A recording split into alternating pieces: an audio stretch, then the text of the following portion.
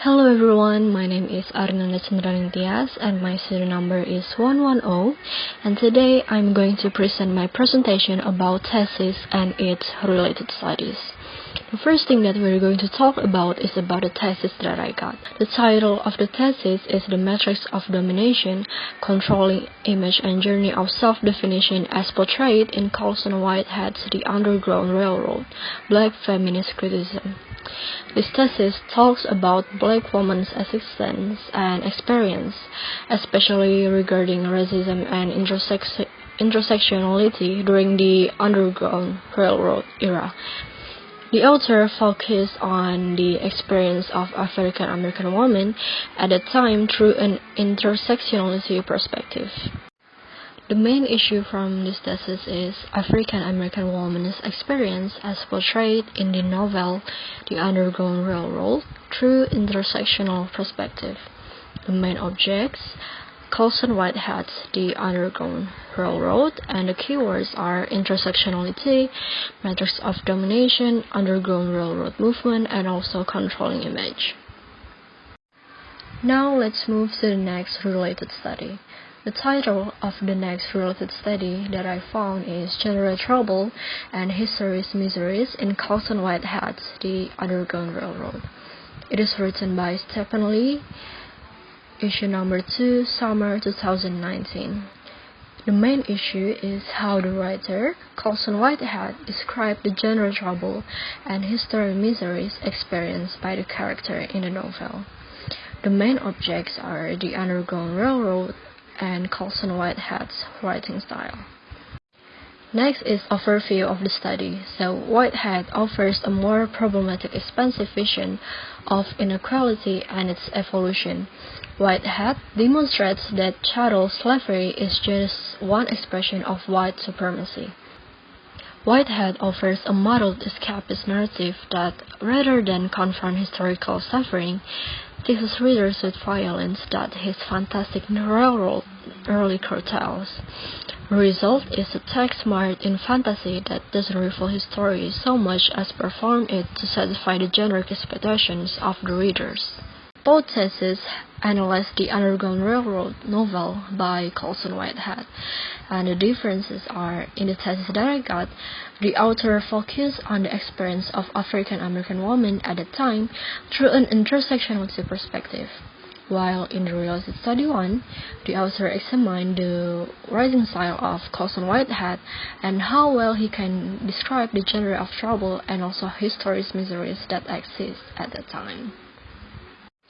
The second related study is the intersectionality of race, gender, reentry, challenge for African American women. It is written by Jennifer Brown, 2010, issue brief, Washington, D.C., American Constitution Society. The main issue explained the intersectionality experienced by African American women, which include challenge to race, gender, and reentry. The main objects are African American women and children, law, health, and education. Next is overview of the study. So, African American women face greater obstacles in obtaining housing, employment, and health care. And African American women face significant challenges that are insufficiently addressed by the current reentry framework when they attempt to reintegrate back to their communities. Reentry programs do not provide sufficient assistance to expect consistent, successful reintegration. Next, let's move on to the similarities and differences. First, the similarities. So, both of them discuss the obstacles experienced by African American women through intersectional perspective. And the difference are both studies analyze obstacles faced by African American women in a different period of time. The thesis I got analyzed the obstacle during the early mid-19th century, while related study 1 is in the past until present times. The second one is both focus on different problems. The thesis I got discusses how African American women face the challenge of achieving freedom into free states and Canada, and one discussed the challenge faced by African American women after gaining that freedom in their daily life, such as housing, education, healthcare, etc. The third related study is metaphorical expressions in Cora's pursuit of freedom from racism and slavery in Colson Whitehead's The Underground Railroad. It is written by Ria Destianingrum from the Faculty of Humanities Diponegoro University on 16 July 2019, and the main issue is to examine metaphorical expression and their types, and how this metaphorical expression matters during the character's journey. And the main objects are the main characters in Colson Whitehead's The Underground Railroad, metaphorical expression, and the Underground Railroad routes. The next is overview of the study. A certain manifestation of metaphorical expressions is also very effective and beneficial in helping slaves escape their misfortune and find freedom. The term Underground Railroad, that is being perceived as a conceptual metaphor in the beginning of the story and later actualized into a real object with the real tunnel and stations, both has their own meaning as a metaphorical expressions. There are metaphorical expressions found by the writer, which could also give an in-depth depiction or portrayal of how racism and practice of slavery were conducting and affecting the main character during her pursuit and seeking freedom of the North. Next, the similarity and also the differences. The similarity is both theses analyze the Underground Railroad novel by Colson Whitehead. And the next one is differences. The first one is both theses have different focuses. Article from Related Study 3 focus on analyze the intrinsic and extrinsic element of the novel, while the thesis that I got focus on the experience of African American women at the time through an intersectionality perspective. And the second one is they use a different approach. Article from Related Study 3 use sociological approach, while the thesis that I got use intersectional approach.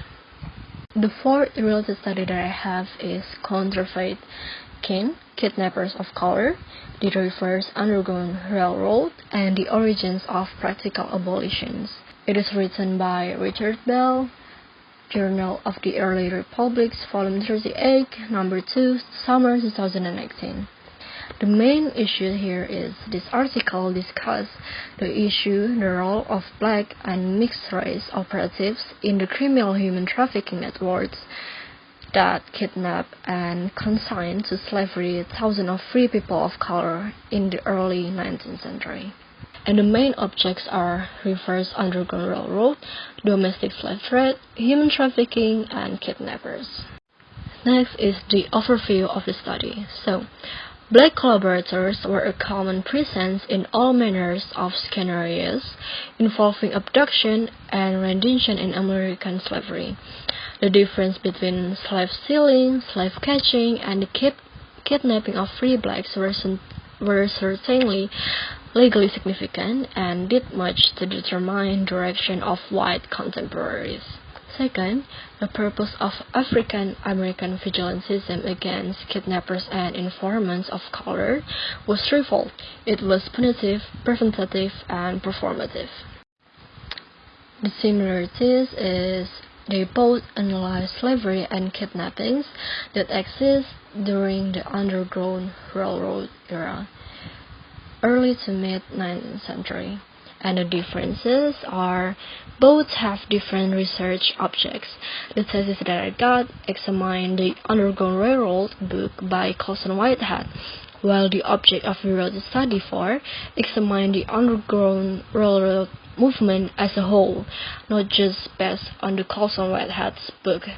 The second one is analyze the slave trade, human trafficking, kidnappers that occur in the era of the Underground Railroad from different perspectives.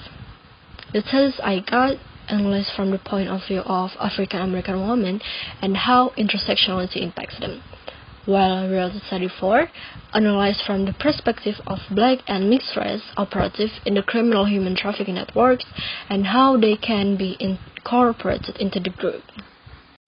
The fifth related study that I got is Lucretia Mott and the Underground Railroad, the Transatlantic World of a Radical American Woman.